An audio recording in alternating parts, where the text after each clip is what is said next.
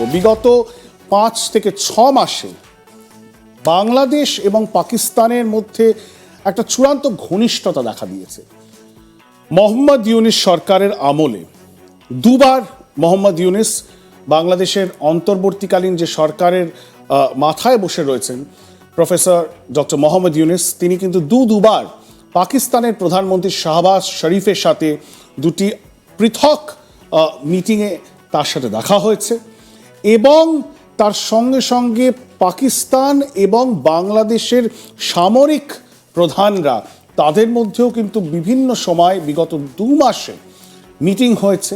কখনো সেটা রাওয়ালপিন্ডিতে হয়েছে, কখনো সেটা ইসলামাবাদে হয়েছে, বা কখনো সেটা ঢাকায় হয়েছে।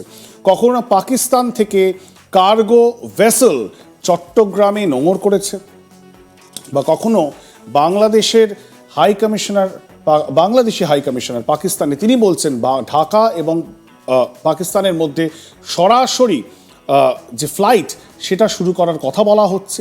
ঠিক তেমনভাবেই পাকিস্তানি যারা নাগরিক, যারা পাসপোর্ট হোল্ডার, তারা যদি বাংলাদেশে আসতে চান তাহলে সেই নিয়ম, ভিসার নিয়মও শিথিল করা হয়েছে।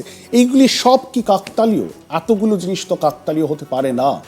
এই বিগত 2 মাসে একের পর এক ঘটনাচক্র আমাদেরকে স্পষ্টতই ভারতীয় এস্টাবলিশমেন্ট, ভারত সরকার তাদের কপালের ভাঁজ চওড়া করেছে। খুব গভীর উদ্বেগের মধ্যে তারা রয়েছেন